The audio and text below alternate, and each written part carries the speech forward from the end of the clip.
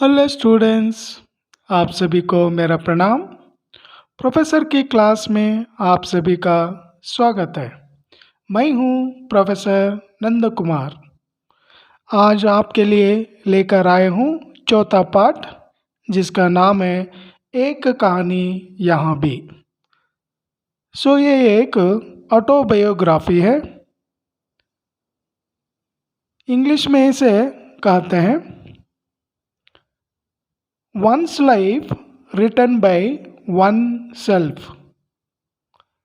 कोई इंसान या कोई लेखक खुद के बारे में या खुद की जो जिंदगी होती है या खुद का जो जीवन होता है, उस जीवन के बारे में अगर लेख लिखते हैं तो उसे कहते हैं आत्मकथा, यानी ऑटोबायोग्राफी। यहाँ पर भी लेखिका मन्नू भंडारी अपने जीवन के बारे में लिखती चली जाती है, यानी खुद की जो जिंदगी है उस जिंदगी के बारे में लिखते हैं। मन्नू भंडारी किस प्रकार लिखती है वो देखेंगे। मैं डायरेक्ट शुरू करता हूँ स्टूडेंट्स। आप लोग इस पाठ को ध्यान से सुनने के लिए कोशिश करिए। मन्नू भंडारी, इनका जन्म मध्य प्रदेश के एक छोटा सा जो गांव है भानपुरा, उस भानपुरा गांव में इनका जन्म हुआ। लेकिन यादों का जो सिलसिला है वो सिलसिला शुरू होता है अजमेर के एक ब्रह्मपुरी नामक मोहल्ला, यानी गली है। उस गली में 2 मंजिल का मकान है। ऊपरी मंजिल में इनके जो पिताजी भंडारी जी रहते हैं और ऊपर मंजिल में ही इनका साम्राज्य है, और वहीं पर पिताजी रहा करते हैं। और जो ग्राउंड फ्लोर है, नीचे का जो मंजिल है, उस मंजिल में इनके भाई और बहन और अनपढ़ गंवार माँ रहती है। और ऊपर पिताजी का जो साम्राज्य है, यानी ऊपरी मंजिल में पिताजी की जितनी भी जो किताबें, वो किताबें तितर बितर होकर पड़ी हुई रहती है। कुछ पत्रिकाएं, कुछ पुस्तक और कुछ अखबार। और वहाँ पर उस ऊपरी मंजिल में 8-8, 10-10 विद्यार्थियों को डिक्टेशन देते हैं। कौन? भंडारी। और भंडारी हमेशा के लिए उस कमरे में, यानी ऊपरी मंजिल में, सवेरे और शाम को अपनी इच्छाओं को क्या पूर्ण करते हैं और बच्चों को क्या पढ़ाने के लिए प्रयास भी करते हैं। अजमेर आने से पहले इंदौर में जब ये थे, इनका नाम वहाँ पर अच्छा सा नाम था और बड़ी प्रतिष्ठा भी क्या थी, और लोग इन्हें सम्मान की दृष्टि से भी क्या देखने लगते थे। और कांग्रेस पार्टी में ये शामिल होकर समाज सुधार का काम भी करने लगते थे। और 8-8, 10 बच्चों को अपने साथ ही रख कर उन्हें खाना, कपड़े और शिक्षा देने का काम भी क्या किया करते थे। और ऐसे बच्चे पढ़ लिख कर बड़ी नौकरियां, यानी अच्छे ऊंचे ऊंचे ओहदों पर पहुंच चुके थे। लेकिन जो भंडारी है, भंडारी बहुत ही कोमल स्वभाव के व्यक्ति थे, संवेदनशील व्यक्ति थे, और दूसरी ओर बेहद क्रोधी भी थे। यानी एक तरफ से शांत स्वभाव के व्यक्ति थे और दूसरी ओर क्रोधी व्यक्ति थे।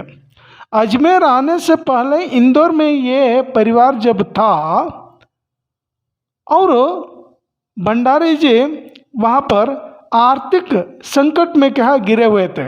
इनके पास पैसे नहीं थे। कुछ पैसे कमाने के लिए इन्होंने अंग्रेजी और हिंदी शब्दकोश, यानी अंग्रेजी, इंग्लिश और हिंदी डिक्शनरी लिखना क्या शुरू कर दिए। जब हिंदी और अंग्रेजी डिक्शनरी लिखना शुरू कर दिए और लिखकर वो पूर्ण क्या कर दिए। भंडारी चाहते थे, भंडारी के मन में एक इच्छा थी कि ये डिक्शनरी कंप्लीट होने के बाद इसकी बिक्री हो जाएगी, बिक्री होने पर मुझे ढेर सारी रकम मिलेगी, ढेर सारे पैसे मिलेंगे, ये सोच लिए थे।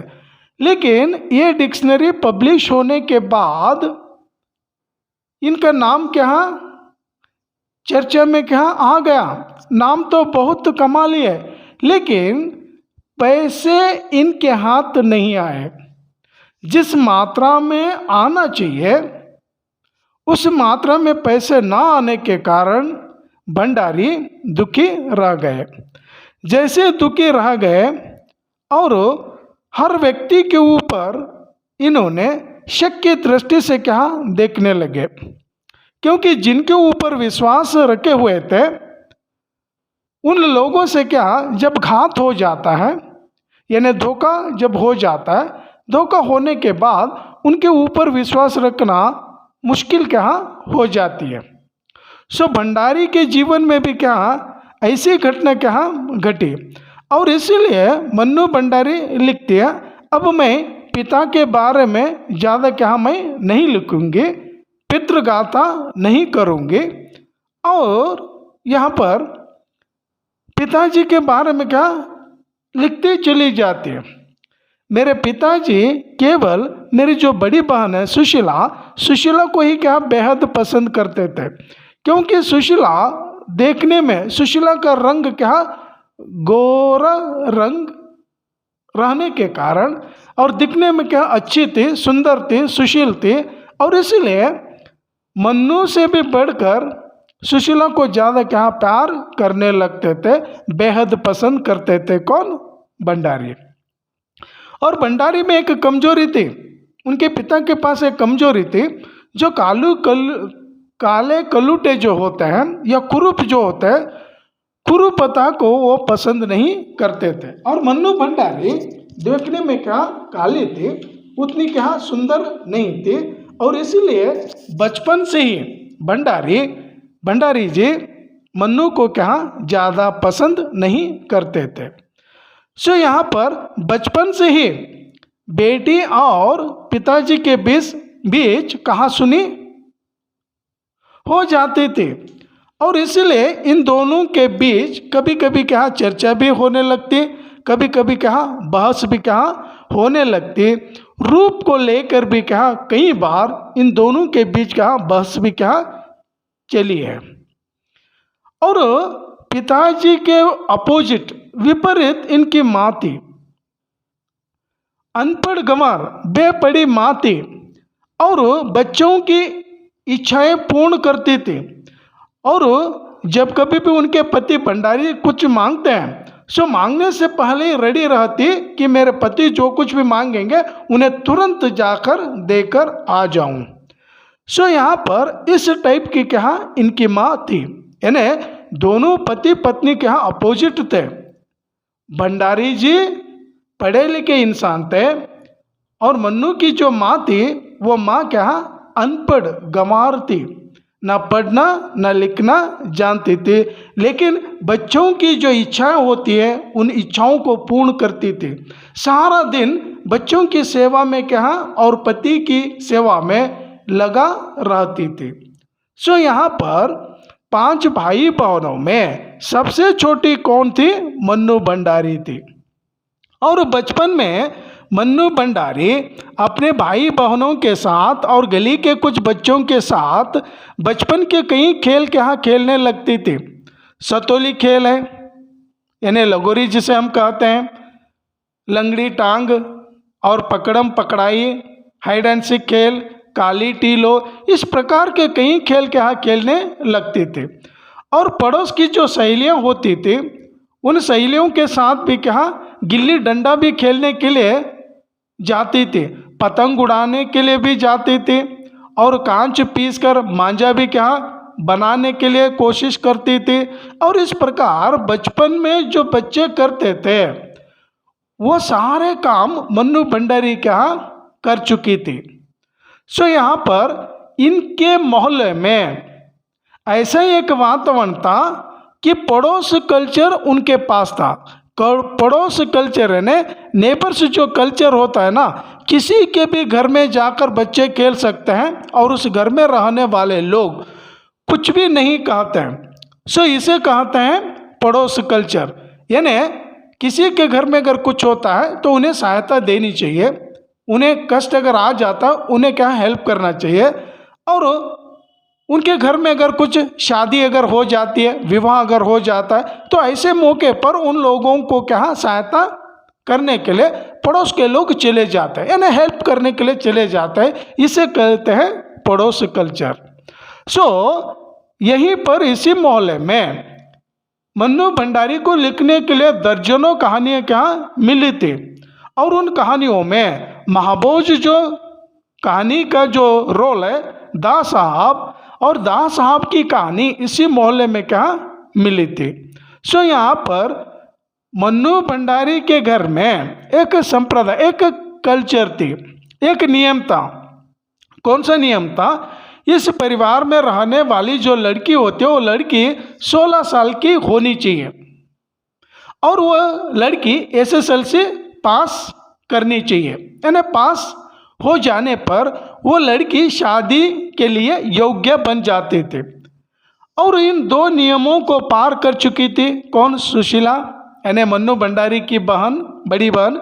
और 1944 में यानी 1944 में सुशीला की शादी हो गई, और शादी होने के बाद पति के घर क्या वो चली गई, कोलकाता चली गई, यानी मन्नू भंडारी को छोड़कर चली गई। और दोनों भाई क्या उच्च शिक्षा प्राप्त करने के लिए, यानी हायर स्टडीज़ के लिए, हायर एजुकेशन के लिए दोनों भाई क्या घर छोड़कर चले गए। अब यहाँ पर मन्नू सुगढ़ गृहिणी तो क्या ये बन नहीं सकती थी, और ये पढ़ाई में क्या होशियार लड़की थी।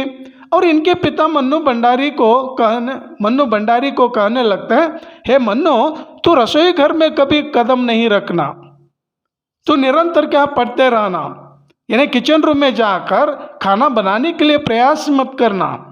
और इनके पिताजी, मन्नू के पिताजी रसोई घर को भटियार खाना खाते थे, यानी वो भट्टियों की एक जगह है, और वहाँ पर अपना जो व्यक्तित्व है उस व्यक्तित्व को क्या भस्म नहीं करना है।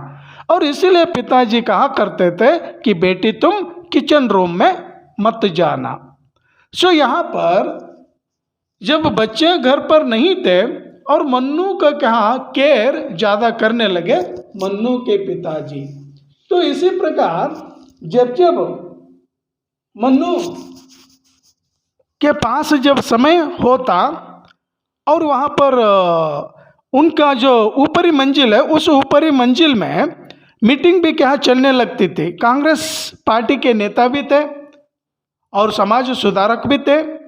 और 1942 में जब नॉन कोऑपरेशन मूवमेंट शुरू हुआ उस समय उनके घर में क्या कांग्रेस पार्टी के कई नेता लोग आकर मीटिंग करने लगते हैं, और मीटिंग में शामिल हुए सारे कांग्रेस के नेता लोगों को चाय पानी नाश्ता की व्यवस्था कौन करती थी? मन्नू करने लगती थी।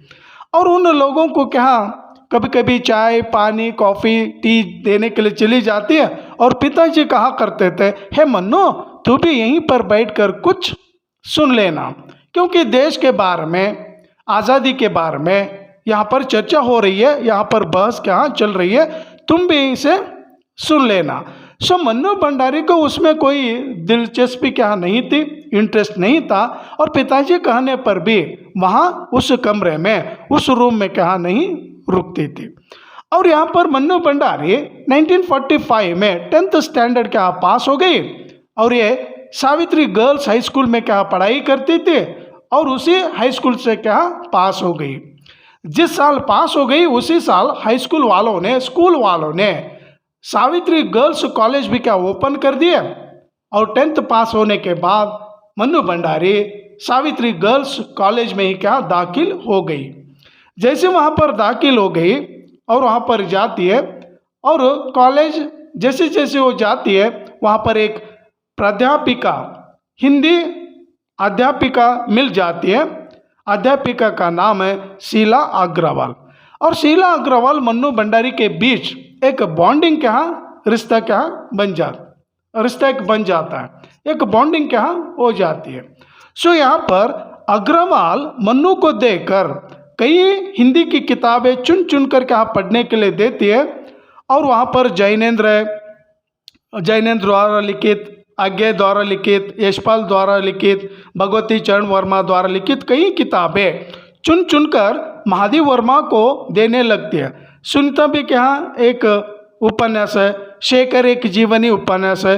ये सारे उपन्यास, सारी कहानियों की किताब अग्रवाल क्या देने लगती है और मन्नू भंडारी उन उपन्यासों को पढ़कर पूर्ण कर देती है।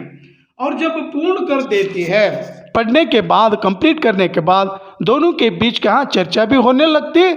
और चर्चा में क्या कई प्रश्न, सवाल और जवाब दोनों भी क्या आने लगते हैं।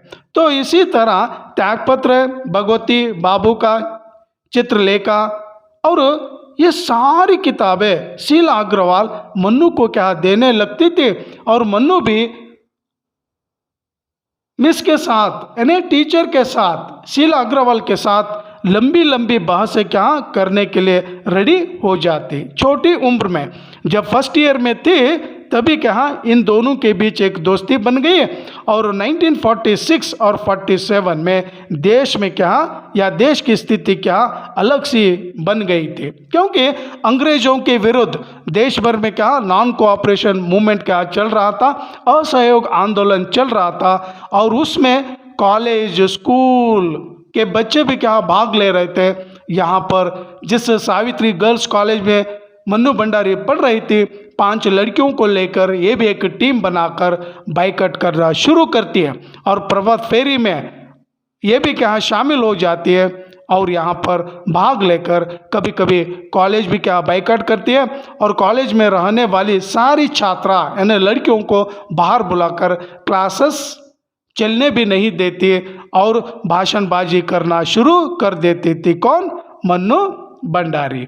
सो इसी तरह कॉलेज के प्रिंसिपल भी और टीचर्स लोग भी क्या तंग आ गए, क्योंकि सारी गर्ल्स क्या मन्नू भंडारी की बातें सुनती थी। आज अगर क्लास नहीं है तो नहीं है, कॉलेज बंद है ना बंद, बाइकआउट है ना बाइकआउट। और सारी गर्ल्स मन्नू के पीछे पीछे ग्राउंड में आकर नारेबाजी करना शुरू कर देते। और कभी कभी शहर के सर्कल के बीचों बीच ये लोग क्या धरना के लिए बैठ जाते और उन लड़कियों के बीच, उन लोगों के बीच मन्नू भंडारी भाषण देने के लिए भी क्या कोशिश करने लगते। और यहाँ पर जब भाषण देते हैं, इस भाषण को मन्नू भंडारी के जो पिता है, पिता के एक दकियानुसी मित्र ने क्या देख लिया और देखकर मन्नू के घर क्या वो आ जाते हैं। और मन्नू के घर आकर वो कहने लगते हैं कि हे भंडारी, हमारे परिवार में रहने वाली लड़कियां इस तरह बाहर जाकर लोगों के बीचों बीच क्या भाषणबाजी नहीं करती है, हमारे परिवार का ये संप्रदाय नहीं होता है। सो उस दकियानुसी मित्र की बात तो सुनकर मन्नू के पिता को क्या गुस्सा आ जाता है। और जब गुस्सा आ जाता है वो कहने लगता है कि अब मन्नू को इस घर से क्या बाहर नहीं भेजना चाहिए। और इसी प्रकार जब भाषणबाजी, नारेबाजी, बाइकआउट करना शुरू कर देती है और कॉलेज वालों ने भी तंग आकर कॉलेज के प्रिंसिपल ने क्या भंडारी के नाम पर, पिता के नाम पर एक पत्र भी क्या भेजा और पत्र क्या पिताजी के हाथ लग गया। जब पिताजी के हाथ लग गया, पिताजी सोच लेते हैं और पिताजी भी क्या अपनी वाइफ को कहने लगते हैं, इतने सारे बच्चे पढ़े लेकिन किसी से भी क्या यहाँ पत्र नहीं आया, लेकिन ये लड़की पढ़ रही है, कॉलेज से क्या प्रिंसिपल पत्र लिखा, अब उनसे क्या मिलना चाहिए। और जैसे ही वो प्रिंसिपल को मिलने के लिए चले जाते हैं घर से, और जाने से पहले कहने लगते हैं कि अब प्रिंसिपल के सामने जाकर क्या कहना चाहिए, किस प्रकार का मुंह लेकर जाना चाहिए, वो क्या कहते हैं, ये सोचते क्या चले गए। जब कॉलेज चले जाते हैं, कॉलेज जाने के बाद मन्नू भंडारी कॉलेज में क्या क्या करती है वो सुनकर वापस क्या लौट कर आ जाते हैं और गर्व से क्या लौट कर आ जाते हैं। जब कॉलेज जा रहे थे, मन्नू भंडारी अपनी माँ को कहती है, जब पिताजी गुस्से से कॉलेज जा रहे हैं, जब वो लौटने तक मैं अपनी सहेली के घर रहूँगी। जब उनका गुस्सा ठंडा हो जाता है तब मुझे बुलाना, माँ कहकर वो चली गई थी। लेकिन कॉलेज से जब लौटकर पिताजी आ गए और बेहद क्या खुश थे, और वो कहने लगे मेरी बेटी तो क्या देश के लिए क्या कुछ काम कर रही है, और ये काम गर्व का काम है कहकर भंडारी क्या खुश होने लगे। तो यहाँ पर जो बेटी कर रही थी, बेटी का जो काम था, उस काम को देखकर पिताजी भी क्या बेहद खुश हो गए। जैसे जैसे खुश हो गए और मित्र भी क्या बेटी के बारे में क्या कुछ बातें सुनने लगे। एक दिन इसी प्रकार चौबारे के पर यानी सर्कल के बीचों बीच भाषण दे रही थी, और एक मित्र ने जो हम लोग कहते हैं ना, जो चड्डी यार कहते हैं, चड्डी यार ने बचपन का जो दोस्त होता है, वो दोस्त ने क्या मन्नू को देख लिए, और देखकर वो आकर कहने लगते हैं, क्या कहते हैं देखिए, वो आकर कहने लगते हैं, और अंतरंग का जो मित्र है यानी आत्म से जो क्लोज फ्रेंड होते हैं ना, अंतरंग का मित्र था डॉक्टर अंबालाल घर आते ही वो कहने लगते हैं I am really proud of you, यानी मन्नू को देखकर कहने लगते हैं मन्नू, आपको जब देखता हूँ ना मुझे गर्व क्या महसूस होता है, क्योंकि आप उस चौपाड़ पे खड़ी होकर, लोगों के बीच खड़ी होकर जब भाषणबाजी कर रही थी, मुझे इतनी खुशी मिल रही थी, और गर्व से क्या मुझे उस गर्व को क्या मैंने महसूस कर लिया। और भंडारी को कहने लगते हैं यू हैव मिस्ड समथिंग, हे भंडारी आप घर पर ही क्या रहते हो, आपकी जो बेटी भाषण देती है उस भाषण को आप नहीं सुने, उस भाषण को क्या आप मिस किए। तो इस प्रकार मन्नू के बारे में क्या बढ़ चढ़कर बातें की कौन, डॉक्टर अंबालाल। और इसी तरह करने से कॉलेज से क्या शीला अग्रवाल को और मन्नू के साथ 5 लड़कियों को वो लोगों ने क्या उन लोगों ने कॉलेज के लोगों ने क्या इन्हें कॉलेज से क्या निकाल दिए। जैसे ही निकाल दिए 1947 में देश को आज़ादी मिली। आज़ादी मिलने के बाद शीला अग्रवाल को और इन 5 लड़कों को दोबारा कॉलेज वालों ने क्या ले लिए, और लेने के बाद इन्हें जो सस्पेंड किए गए थे शीला अग्रवाल को, उन्हें भी क्या जॉब पर ले लिए। और इस शताब्दी का सबसे बड़ी उपलब्धि क्या है, 15 अगस्त 1947। सो यहीं पर मन्नू भंडारी ये पाठ समाप्त हो जाता है। स्टूडेंट आप लोग इस पाठ को क्या ध्यान से सुने हैं, आप लोग इस पाठ को सुनने पर अगर ये पाठ अगर आपको अच्छा लगता है तो लाइक करिए, शेयर करिए, कमेंट करिए, सब्सक्राइब करना ना भूलें, क्योंकि ये मेरी छोटी सी क्या रिक्वेस्ट है, आप लोग सुनकर यूं ही ना जाइए। हो सके तो आप लोग अपने फ्रेंड्स को भी शेयर करिए, और फ्रेंड्स से भी, दोस्तों से भी आप कहिए कि ಸಬ್ಸ್ಕ್ರೈಬ್ करने के लिए। ಸ್ಟೂಡೆಂಟ್ ಇಲ್ಲಿ ತನಕ ನೀವು ಚೆನ್ನಾಗಿ ಕೇಳಿದಿರಾ ಅಂತ ಅಂದ್ಕೊಳ್ತೀನಿ। ಈ ಪಾಠ ನಿಮಗೆ ಚೆನ್ನಾಗಿ ಅನಿಸಿದರೆ ಲೈಕ್ ಮಾಡಿ, ಶೇರ್ ಮಾಡಿ, ಕಮೆಂಟ್ ಮಾಡಿ, ಹಾಗೆ ಸಬ್ಸ್ಕ್ರೈಬ್ ಆಗೋದನ್ನು ಮರಿಬೇಡಿ। ನಿಮ್ಮೆಲ್ಲ ಫ್ರೆಂಡ್ಸ್ಗಳಿಗೆ ಶೇರ್ ಮಾಡಿ। ಯಾರ್ಯಾರು ಸೆಕೆಂಡ್ PUC ಓದ್ತಾ ಇದ್ದೀರಾ, ಮುಂದೆ ಬರ್ತಕ್ಕಂಥ ಎಕ್ಸಾಮ್ಗೆ ಈ ಪಾಠ ಕೂಡ ತುಂಬ ಮಹತ್ವಪೂರ್ಣವಾಗಿದೆ। ಸೊ ಚೆನ್ನಾಗಿ ಓದ್ಕೊಳ್ಳಿ, ಆಮೇಲೆ एग्ज़ाम सलुवागेल्ल प्रिपेर आगी। नीवु नानु बरोदन्नु काय्ता इरी, आप लोग वेट करिए, मेरी प्रतीक्षा में आप लोग रहिए। मैं आपसे जल्दी मिलूँगा अगली कक्षा में। थैंक यू, धन्यवाद।